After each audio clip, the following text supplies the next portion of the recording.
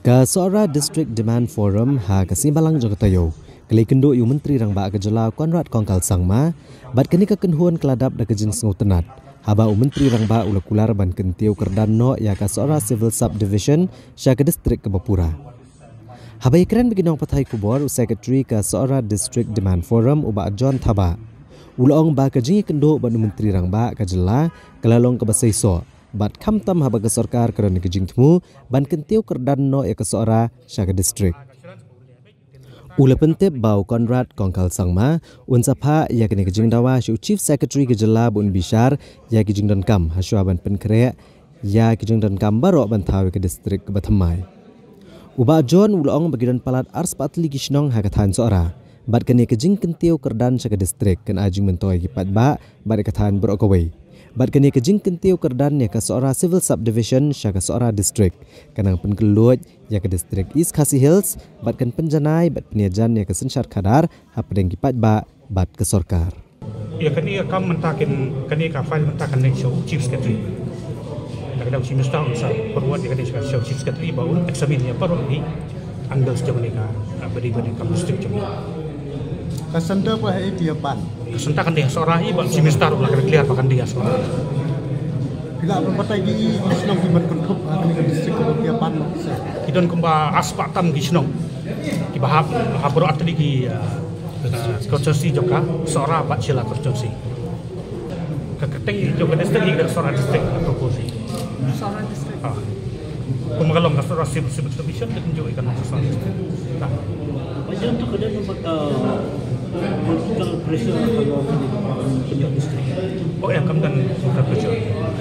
Kemudian, kadang kami ini jahir lagi berperang, kemudian political pressure kan. Nak kalian di nomor ikmat, dia terangkat bagi ini, nak kalian kami di Sorau, kami di Sela, kita terangkat bagi dia support jam ini. Ina persen yang justification ni juga man harusnya ajar kerah. Apa biar kendo yang sini start sin menengkong.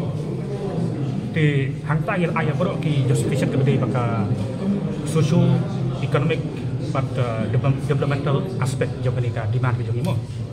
Tinggal kendo maka seorang mentah ke dengan distrik beremdu. Apakah jelas ni kalian? Kiki ki distrik ki Phamadian ki layo ya ka. Bagi subdivision ki Phamadian ki layo ki distrik. Tende ke seorang rasa kot kumni. Di kuat tiba ke government ni berubah ke Juong ba. Banwara ya ka. Administration lagi. Khamjan yu pai ba.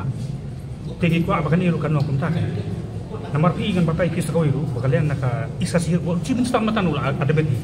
Bahkan isasihil kala he palat ka distrik nanta ka congestion ka jur palat khanta ma posilong.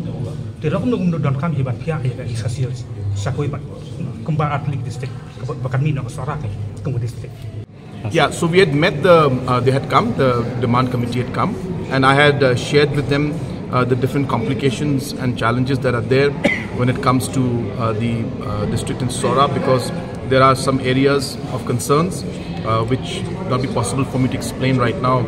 Verbally, it has to be shown on the map, but there are some challenges, and because of those challenges, we were not able to move the discussion forward, and therefore consultation had to be done at a much broader scale. After the committee has met me, I have assured them that we will take this discussion forward. I will ask the Chief Secretary to once again review this entire matter and call this committee if necessary, and discuss with other stakeholders also who are part of this entire discussion for the district. And after we are able to take and consult with everybody, then we can decide on the way forward. But right now, as I said, there are a lot of areas which need to be looked into, and concerns are there from different angles, and I think it's very important to discuss all those areas before any final decision can be taken. So the next step will be to call all the organizations and the members, and we'll be asking Chief Secretary and the concerned department to discuss and to share all the concerns that are.